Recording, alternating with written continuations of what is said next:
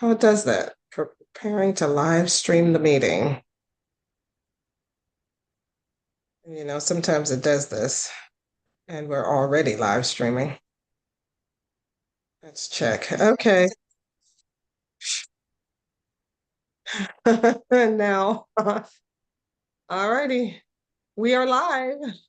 Hello, everybody. Welcome. Today, we are talking about positioning. How do you determine your positioning in the marketplace, right? What is your unique selling proposition? We are Nate and Simone, and we talk all things marketing. So today, if you want to know what is, how do you position yourself in the marketplace? Like, what is your role in the marketplace? What makes your business unique? So today, we're going to talk about that. Hey, Nate. Oh, and by the way, I Hey, guess I should hey. tell you, like, we're both a little under the weather. I'm not sure where that phrase comes from. Like, what's the difference between being under the weather and over the weather? Anyway, I don't think I've ever been over the weather. Yeah. right, yeah. I when I'm well and I'm having a good day, I'm not coughing and sneezing or anything. I never say I'm over the weather. Anyway,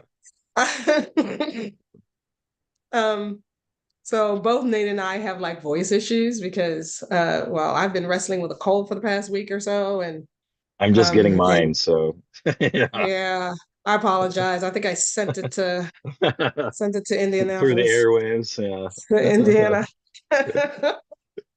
yeah. I apologize. Didn't mean to give that to you. Yeah, Um, I won't but blame mine is you. getting better, so I'm thankful for that. Um, so today, so let's jump into it. What is positioning and why is it important? Why should we even care about it? Yeah, I think it's a great question. When I did my MBA, one of the things that we did, it was we had to run a company simulation. And of course, everything in that thing is vastly simplified, right? Because otherwise it would just get too out of hand. But the way that they chose to show positioning there was it was just basically dots on a XY axis. And so, you were either on the cutting edge and leading and out there, and so your pricing was much higher priced, right, than the others, or you were kind of like in the middle where it wasn't too high priced. It was, many people would find it to be, reasonably priced, I would say. Or you were kind of like a loss leader, bringing up the rear, appealing to a vast number of people with a much lower price. And so that's kind of how they showed positioning visually, graphically. Of course, positioning is a lot more complicated than that. Like I said, it's not just about price. Yes, it is about, you know, how you view yourself. Are you cutting edge? Are you more of a loss leader, budget friendly option? Or are you somewhere like in the middle? That's actually a good thing to consider, but it's definitely not the whole story, I think. Yeah, I agree. I agree. From what I've learned about positioning, it's really kind of where you stand in relation to others in the market. Um, Yeah. like I put together a positioning statement for me just last week, maybe.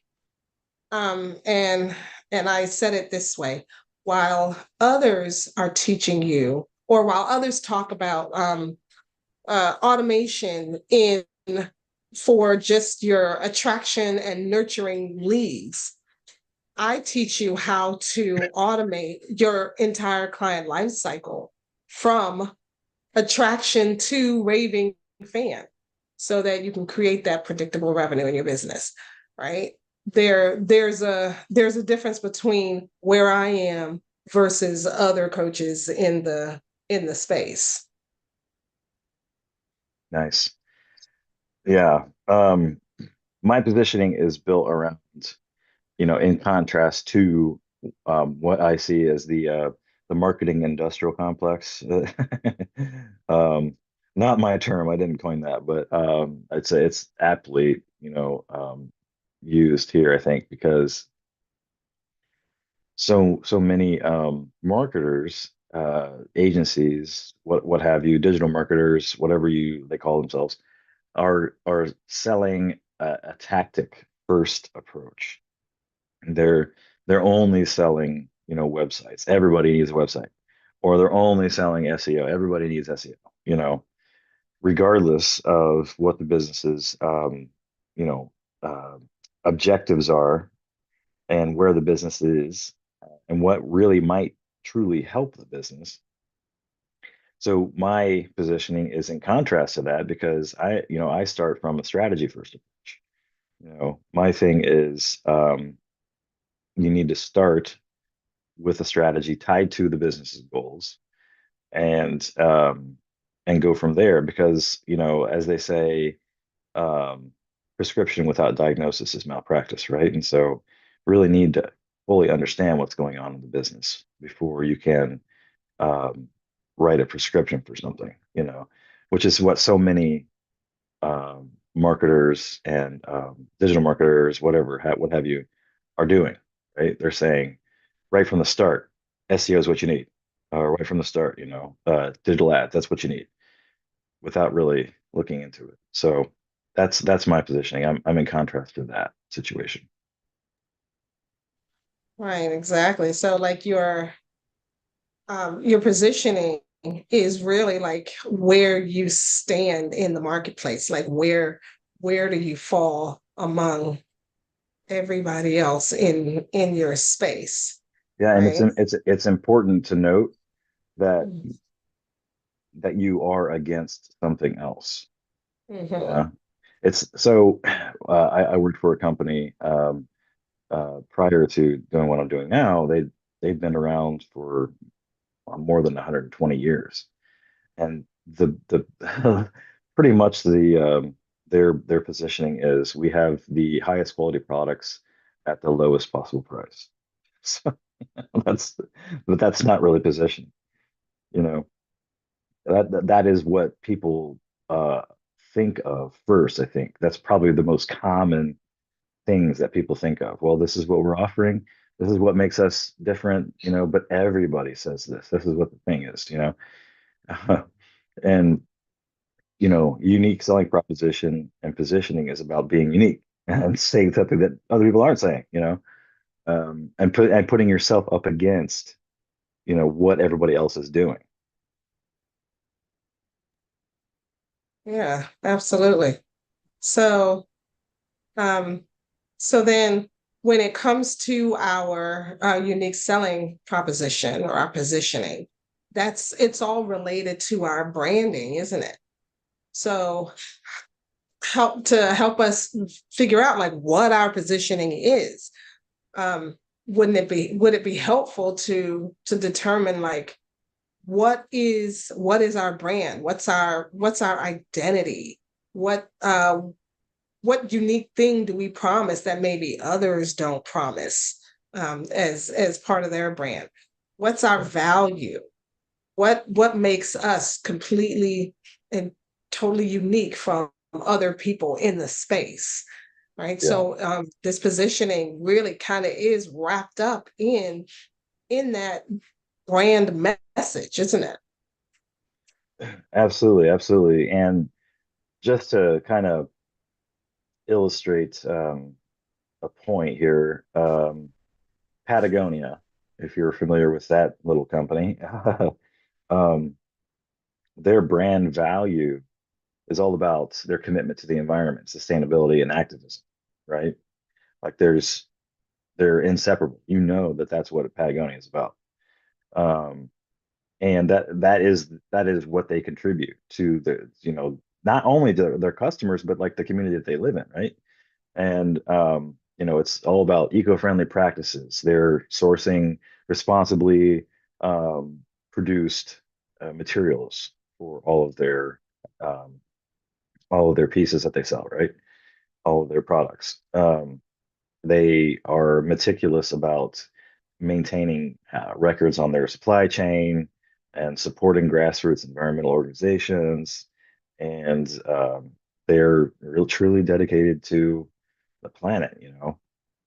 And there's not many other companies that are venturing that heavily into um, those particular values, right? And so it's definitely something that sets them apart.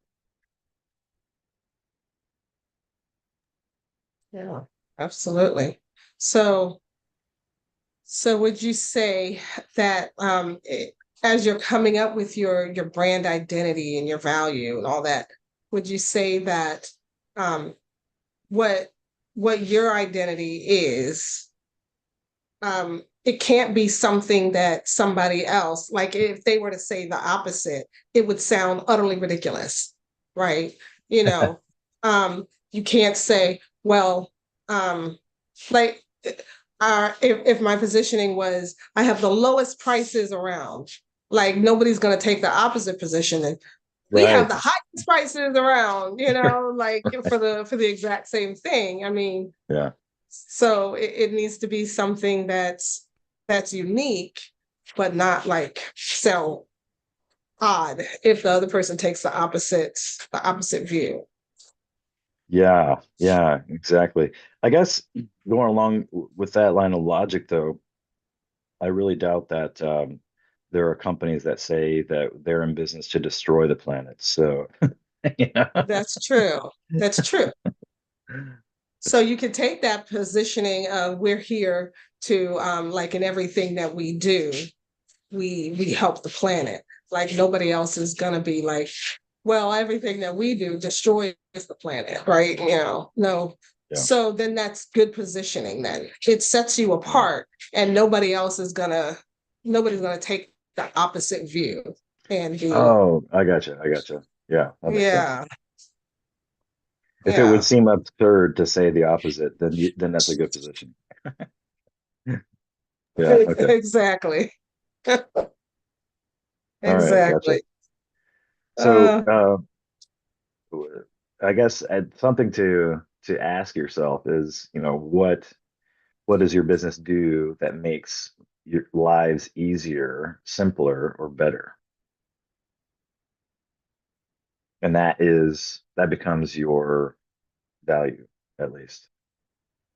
As far as brand promise, it's basically, you know, the guarantee of benefits that customers can expect from buying your product or working with you. Um, and here, this is where you need to like distill your promise, um, make one clear statement out of it. yeah, that's a good idea. I think, And I, I, that can be yeah, conditional though too, can't it? Depending on what it is you're selling. yeah. This as an example for like a corporate example for like FedEx, so the guarantee that FedEx makes is when it absolutely positively has to be there overnight. Okay. So they're That's FedEx. promising us that they're going to get it to us overnight. Yeah. That's their promise. Um, in my business, I'm running a coaching program, and in my coaching program, part of part of it depends on me, but then part of it depends on the client. So I can say my guarantee is I am going to deliver what I promise. I'm going to teach you all the things that I need to teach you. But part of it is going to depend on the client. The client has to actually take part. The client has to make an effort and do some of the work, right? Because this isn't it's not a done for you service. So they actually have to participate. So then my promise is that if they show up, if they implement, then they'll get the results. Um, Yeah. And the flip side of that is if they don't show up, if they don't implement anything, well, then they can't expect any results. Yeah, that makes sense. Um, pardon me. I actually have a an expectations document that I give to my clients, um, Mm. where I kind of outline what they can expect from working with me. And I guess this is in the same vein here. I'm making my promise to them, right? Mhm. So I say, exceptional client service, marketing strategy expertise, innovative solutions, results-driven approach, comprehensive support and guidance, customization and flexibility, respect, and communication. Those are that's my promises that I make. And then I go into detail on all of them, but yeah, that's kind of like the high level overview. But Well, that's good. Do you make them sign that when they're signing on with it's you on your well, onboarding? actually, I probably should. I don't, but I probably should. Yeah. Yeah, I, because I, to me, I I, think that sounds like a good contract, a good yeah, basis for a contract. yeah, You know, yeah. you're gonna It's you're gonna do your part, I'm gonna do my part, you know. right. And that's one thing I say, like communication is a two-way street, I say I do know, what I know about marketing, what I do, but I don't know everything. Right. Um, and I certainly don't know more about their business than they do, you know. Absolutely. And so they have to be willing to, exchange and tell me and inform me. There's definitely a two-way communication there, that Absolutely. is part of it.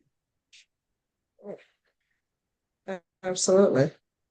So then so then once we have those pieces nailed down, right? We know our value, we know our brand value, we know our brand promise, we know our brand identity, right? Who are we in relation to everybody else? Or,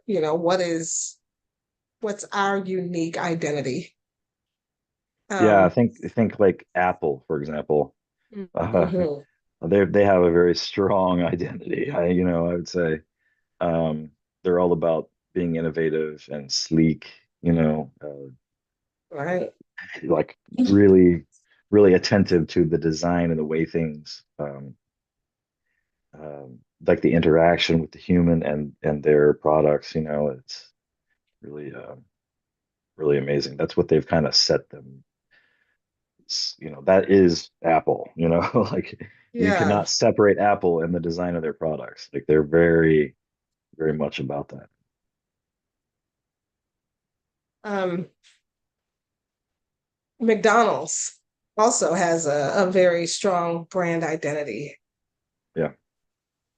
You know, um, you don't go to them for a deluxe, burger with like everything on it and, big fat fries and that kind of stuff. You don't go to them for an expensive meal with I don't know.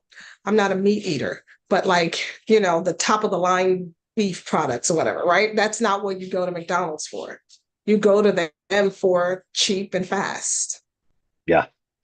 And like, uniform quality, everywhere you Right. go to every McDonald's, Exactly. you can always Exactly. expect the same thing. Right. The one on the corner near where you live is going to be the same, when you go to Spain or when you go to Yeah. Russia or With a few exceptions in there. I mean, there's yeah. regional There'll be some regional, specialties, right, but right. Um, but for the most part, it's gonna be the same look and feel and same quality and everything. It's not gonna be much different.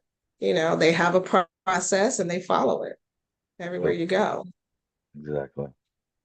Yeah, I heard that there's even a McDonald's restaurant in Texas where they don't have any employees running it. It is completely automated. It's Wow, run by that's AI and machines it's amazing.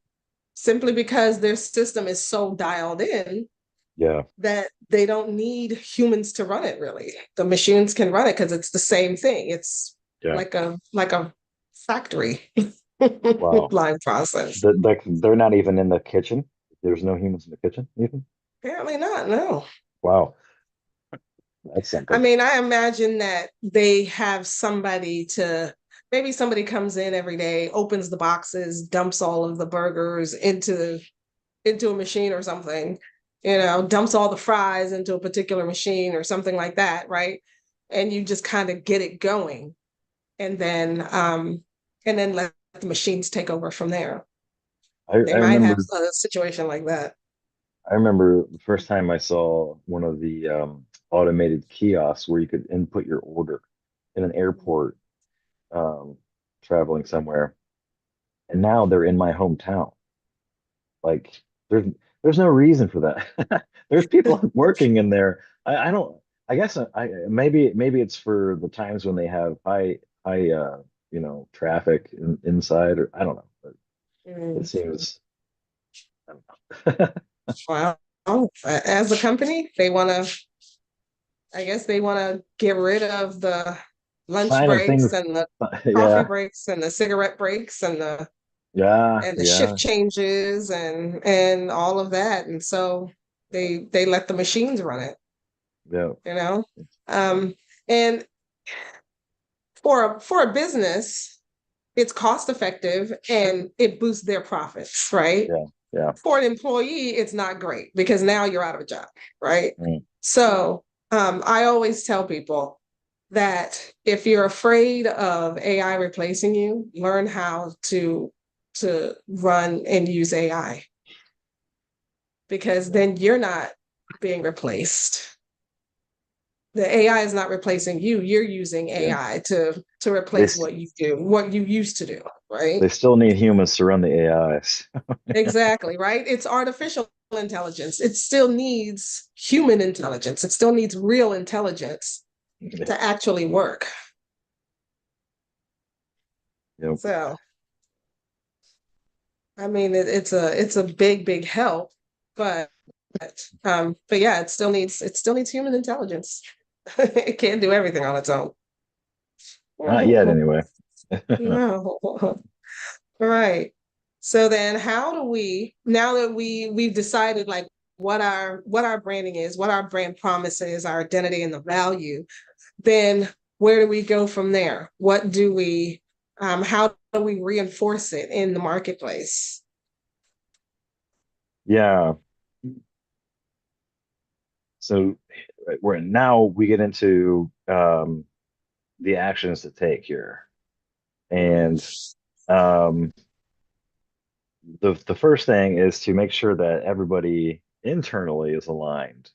So, you might be training your employees on how to clearly communicate the brand's value, the promise, the identity. And here is where it's important, and you're going to find out pretty quickly, I think, how effective the wording is here that you choose to use, how easy it Mhm. is to remember. Because, if your employees are having trouble with it, then maybe you ought to look at it again, um, slim it down maybe, or um, Right. The employees will let you know if it's not simple enough. Because if they can't remember it, then yeah, it's probably not simple enough. yeah. Um, Yeah. and then there's also documentation, you know, making sure Mhm. that you're writing this down. If you have put in all the work to identify your value, the promise, the identity, what sense does it make to continue using the same marketing materials that say something different?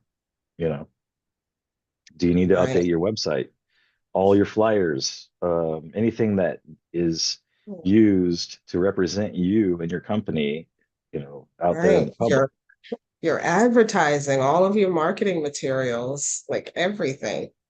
Um, your email addresses sometimes. I know um, there are a lot of people out there who are using Gmail as their business email address.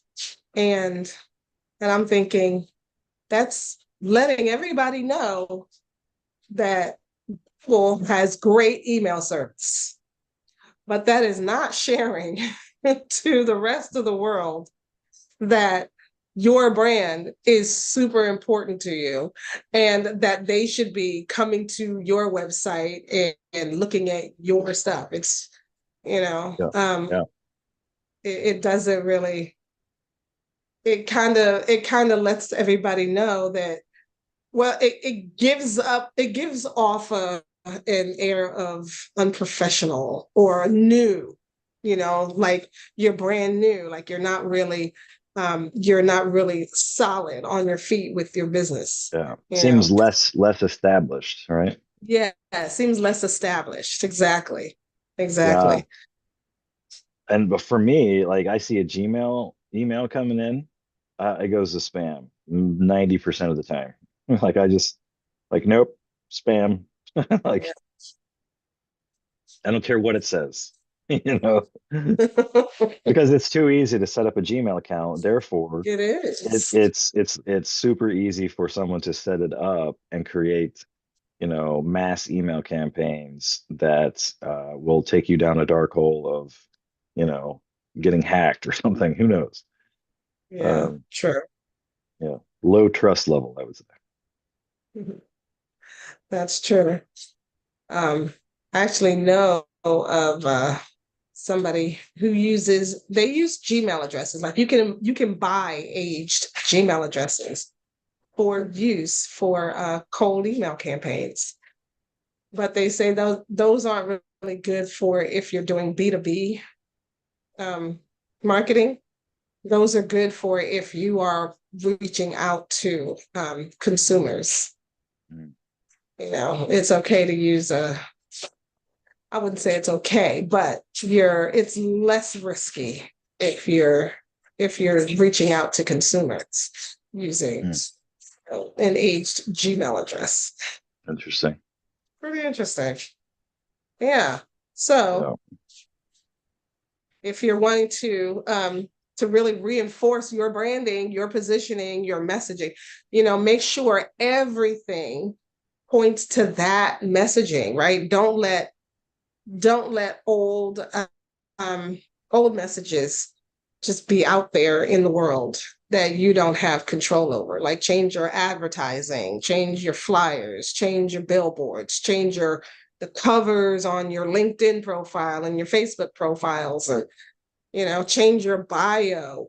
Make sure you're using branded domain names for everything, right? It's really interesting how people miss these things. Well, it's like, you know, you're a Star Trek fan, right? Hmm. You know the episode from the original Star Trek about the trilobites, I think it was. The small furry creatures The that little tribbles, yeah, yeah, tribbles, yeah, yeah, tribble. That's what it is. yeah. Those things like that populate, they just expand exponentially. This Apparently, this they're is like born pregnant. I well, anyway. So don't know how that's possible, but okay. this is like it's when you start a business, like all this stuff just seems to kind of like just tumble out, and it's all of a sudden you've lost control over all the different things Yeah, that you have out there. And so being organized about all of your assets and having a place where you're documenting what assets you do own makes it a lot easier when it comes time to change the messaging. yeah. You can actually find things that way. So that might be a first place to start, making sure you have that documented. That's true. That's true. Yeah, Document where you're sending out all your messages. yeah, yeah. Absolutely. All righty. So, um, why, like, so what does having a USP do for us, really, like in the real world? So I've created this positioning statement, and I know what it means, but and I when I put it out there, like, what is that really going to do for me? Why is it important? How's it set me apart? Yeah, that's a great question. I guess like at the lowest level, maybe it's a way for you to it helps guide your strategic decision-making process.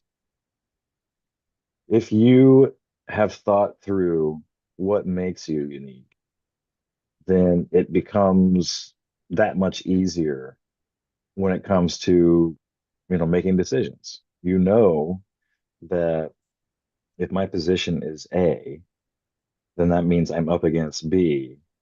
And so basically everything, all the decisions that I want to make are going to be reinforcing my position A in opposition to B, right? And so that helps maybe simplify things to some degree. You know, what's interesting is that everything ties together. Because when you started talking about decision making, I started thinking about our discussion on core values and how when we have our core values, then that drives our decisions. And then we also had a discussion on target market, like who is our ideal client and what are their pain points? How are we trying to serve them? So all of that kind of tying together, putting together our brand promise, our brand identity, our brand value that relates to that that ideal client avatar and helps us to determine what our positioning is, because what does our ideal client even care about, right? Do Yeah. When I put together my positioning statement, do um do they care that I am different in that way from somebody else, right? Oh yeah. Is it going to help them? Is it going to solve their problem? So it really all flows and ties together, doesn't it? Yeah, you really there's definitely like some steps you have to take before you get to this place, that's Mhm. for sure. The core values target market are definitely must-haves before you get to your positioning in USP. But you've also thought through, your financial goals, your short and long-term goals. Mhm. You've hopefully documented those and had them set down because really that's where everything comes from, right? Start with the goals because Right. if you That's your don't North have, Star, right? Your yeah, direction, where you're you have going. to have, yeah, that's the prize, right? And so that's where you're headed. And everything really comes from that. And so um, your approach to the market and your USP, your positioning needs to be rooted in um, helping you achieve those goals, right? Absolutely. So I guess a handy little guide here, if you're thinking about crafting your USP, there's a little formula that we have. It goes like this. So you take what we do, what we sell, what we solve, plus who we do it for, plus any distinguishing factor. Put that together, and then that becomes your USP. Yeah. Because in somewhere, somewhere in there is going to be the thing that makes you unique. So according to this formula, right, we've got what do you sell? What do you solve? Other people are going to be selling and solving the same problems or selling the same thing, right?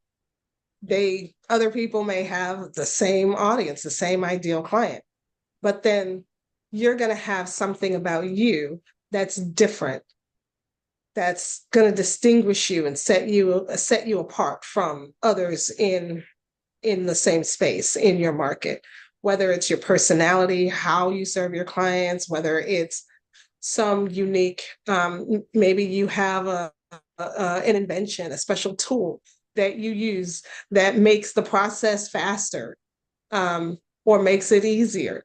What it can be any number of things, but you have something unique and special that makes you, that's gonna take your take your positioning and set you apart from everybody else.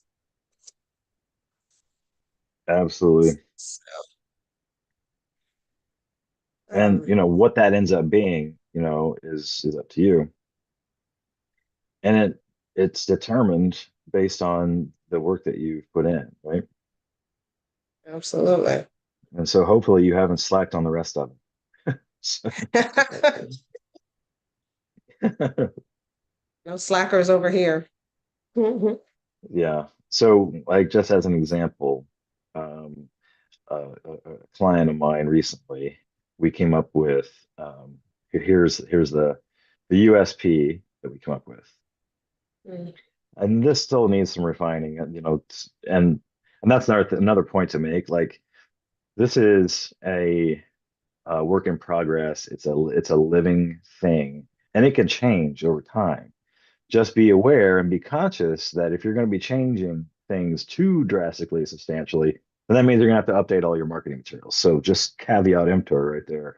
But sometimes it happens, and you got to do what you got to do. But Yeah, yeah, I'm gonna throw that in there. Just because it may be work to change it later, don't wait to craft your positioning now, because the sooner you do it, yeah, the sooner you can get out there in the market and actually test it. Because um, if you don't test anything, if you're like waiting for it to be perfect, then you're never going to put it out there because it's never going to be perfect. And you're never going to know if what the market reaction is to it. So yep, yeah, yep, it's going to be yeah, work to change things. Absolutely. That's okay. You signed up for work. yep. This is business. This Yeah. is life. Right? I'll It's tell you okay. though, this is the type of work that can really make a change in the long run. Absolutely. Can be a So huge here's my clients. We provide customized residential remodeling solutions for quality focused homeowners who value family functionality, delivered with personal owner involvement and backed by our signature handshake guarantee and 1 year warranty. So anyway, like I said, it needs work, but it's still it's a good start. it's a lot So the farther unique than they part were. in there is the handshake guarantee, Yes. So they're called distinguishing Handshakers. factor. The name of the business is Handshakers Construction. I'll just give a I shout like out. Free advertising for them. it. But they're all about like, shaking hands, looking them in the eye, doing what what like meaning what we say, doing what we mean. You know what I mean. Kind of Saying like what I mean, that whole world, small meaning what we time say, type of saying charm, yeah, yeah. Back you when know. things were done differently, right? When Yeah. um, of course there's still going to be a written contract involved, but that's just has We're to gonna do. look you in the eye, we're gonna smile, we're gonna shake your hand first Yeah, before we not try out not the a whole lot contract. of not a. And here's the thing with this, right? You don't necessarily even have to do something better than somebody else, as long as you do something that makes you stand out. Yeah, it just needs to be different. Yeah, yeah. Yeah. Cool. Cool, cool, cool.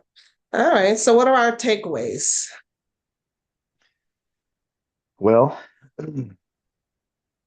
we talked about there at the start, um, what exactly is positioning and USP, and how it's not just about you know price, and are you cutting edge or are you kind of budget friendly.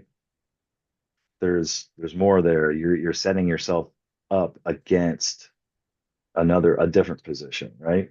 Like you're putting yourself up against the broader market to help distinguish what it is that you are offering. Absolutely. Absolutely. And we also talked about um, that your this positioning is really a big part of your brand, and how as you're coming up with your positioning, you're looking at your brand identity, your brand value, and your brand promise are what what are you promising? What are in those different elements? What sets you apart from other people in your market, in the niche that you're in? Because we all have elements that are the same, but then we all have elements that are unique. And so, what are those things that really make us unique from everybody else? And by the way, before we get too far, subscribe to this channel, comment on what are your big takeaways, and share this out to your friends. Let them know that we're talking about marketing in a more strategic way, right? Because it's not just about your Facebook ads or your SEO or what your website looks like. Okay, back to the discussion. Yeah. Yeah. And when he talked about the things that you can do to help ensure, the clarity of your message, how you can reinforce your positioning through training the employees, making sure that you're documenting it, and that you are being um, deliberate and consistent about your messaging everywhere. So emails, social media, website, anything offline. If you go to trade shows, your Mhm. trade show banners for your booth, that kind of stuff. Absolutely. Everything should be pointing back to that brand, that USP, right? So we also talked about a good formula for crafting your USP. It's what do you do, or what do you sell? What do you solve? What problem are you solving? Who are you solving it for? Who are you selling to? Who do you do the work for? And that unique part, that distinguishing factor that sets you apart from everybody else in your market, right? The other two things may be similar to other people, but there's something unique about you. So you add that into the mix, and now you have a unique selling proposition. I Yep. think. Anything else that we want to add in here? I think we're good. Um, yeah. I think we covered this topic. So happy crafting your USP, everybody. Yeah. If What you did need you help think? with that, Yeah, then let us know, get in touch, and we'd be happy to absolutely. discuss. Absolutely. And maybe give us some examples, comment below some examples of your USP, and we could take a look at it and let you know what we think. And Yeah. what do you think of the one that Nate has for his Yeah. Yeah. Tell me how I can refine it. clients? Yeah, maybe if you can help him refine it, let us know that too. Okay. Thank you so much for watching. We'll see you next